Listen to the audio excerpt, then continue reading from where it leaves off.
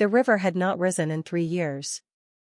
In the village of Qingtan, cradled between limestone cliffs and a riverbed cracked like old porcelain, the elders said the water had a memory, and that it remembered being betrayed. They were not wrong. Long before the drought, before the temples fell to dust, the river had been home to Ao Jian, a black dragon of the old order, not the golden, imperial dragons painted on silk banners, but a wilder, older thing. He was the river's pulse. When he coiled beneath the surface, fish multiplied. When he stretched his length toward the sea, the rains followed him home. The people of Qingtan built no shrine to him, because a shrine was unnecessary. He was simply there, the way the mountains were there. Until the magistrate came. His name was Shen Rong, and he arrived from the capital dressed in robes the color of a bruised plum, carrying an appointment sealed by a court that had never once seen this river. He came, officially, to survey the land for taxation. Unofficially, he had heard the old stories, that beneath Qingtan's waters slept a black pearl, grown inside the skull of a river dragon, a pearl that could grant its holder command over water itself. Drought at will. Flood at will. A weapon no army could match. He did not believe in dragons. He believed in pearls. Shen Rong hired men from the mountain provinces, men who owed no loyalty to river or village, and for 11 nights they dredged the black water with iron hooks and prayers to gods who were not listening. On the 12th night, something rose.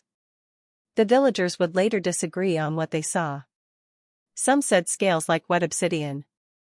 Some said eyes the size of temple bells, gold-slit and ancient, blinking open for the first time in 100 years. What no one disagreed on was the sound, a low groan that came not from a throat, but from the riverbed itself, as though the land had been holding its breath since before any of them were born. Ao Jian surfaced not to fight, but to plead. Dragons of his order could speak, when they chose to, in the dry rasping tongue of deep water. He asked only one thing, that the men leave the pearl where it lay, embedded beneath his lower jaw, a gift from the river spirits at his birth, the seat of his ability to call the rain. Shen Rong smiled, and gave the order anyway. It took 6 men, for iron hooks, and a blade forged from meteor iron, a blade the magistrate had commissioned specifically for this purpose, believing, correctly, that ordinary steel could not pierce dragon hide.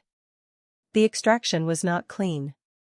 The river ran red for 2 days, and for 2 days the villagers of Qingtan stayed inside with their doors barred, because the screaming did not sound like an animal. It sounded like something ancient realizing, for the first time, that it could die.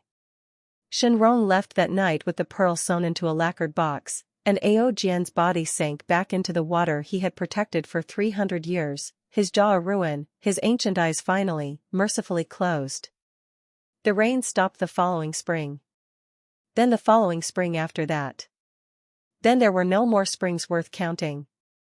This is where the story should end, a cautionary tale, a village punished for one man's greed, the kind of parable told to children so they grow up superstitious of magistrates and dredging hooks. But 3 years into the drought, a girl named Lin Xue, 17 years old and the daughter of the village's last remaining fisherman, found something the receding water had finally given up, a single black scale, the size of a dinner plate, half buried in the cracked mud where the deepest pool used to be. When she picked it up, it was warm.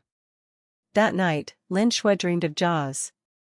Not attacking her, speaking to her, in that same dry rasping tongue, except now she understood every word, as if the scale in her palm had poured the language directly into her skull. The dragon was not dead. Dragons of the old order do not simply cease, they diminish, they scatter, they wait in whatever pieces of themselves survive. Ao Jian's consciousness had fractured across every scale that fell from his body during the extraction, and this one, warm, aware, patient, had drifted downstream for 3 years, waiting for a hand to close around it. He told her where the pearl had gone. Not to the capital, as everyone assumed, but to Shen Rong's private estate 2 provinces east, where the magistrate had built an entire garden around an artificial lake, using the pearl's dormant power to keep his fountains running even as the rest of the region turned to dust. He had discovered, to his quiet horror, that the pearl only worked while its wielder held it close to running water, and so he had built a moat, and then a lake, and then a second lake, each more elaborate than the last, all to keep the stolen heartbeat of a dying god flowing for his own pleasure. Lin Xue did not tell her father. She did not tell the village elders, who would have called it grief madness and burned sage over her bed. She told no one, because the scale had shown her one more thing: Shen Rong knew someone was coming. He always knew.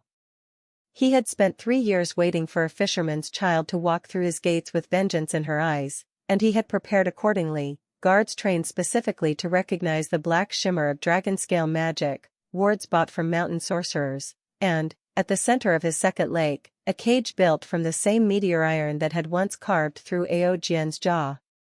She went anyway. Not because she was brave, she would tell you later that she was terrified the entire journey, but because the scale in her pocket had grown warmer with every mile east, as if something enormous and patient was finally, after 3 years, allowing itself to hope.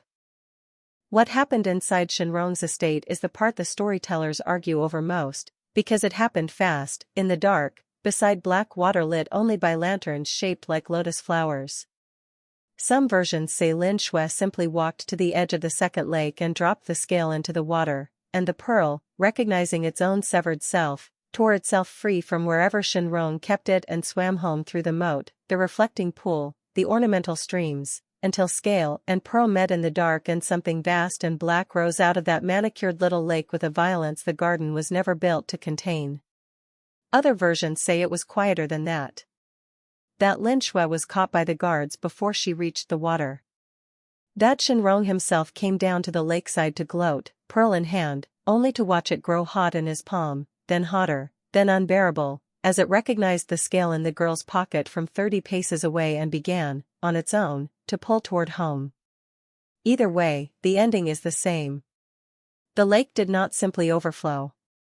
It rose in a single column of black water, twisting upward past the height of the garden walls, past the height of the estate itself, and inside that column, for one instant, every witness swore they saw the shape of a jaw, reforming, closing around something small and luminous that had finally, after 3 years, come home. Shen Rong's estate was found 3 days later, drowned under 6 feet of standing water that had no obvious source, in a province that had not seen rain in a decade. The magistrate himself was never found. The villagers of that eastern province, who owed him nothing and feared him plenty, chose not to look very hard. And in Qingtan, the following spring, the river rose. It did not rise all at once, and it did not rise gently. It came the way grief comes, in surges, in silence, in nights when the water ran high enough to lap at the doorframes of houses that had gone dry for 3 years. But it came. And when Lin Xue returned home, thinner, older around the eyes than a 17-year-old has any right to be, she carried nothing with her. No scale. No pearl.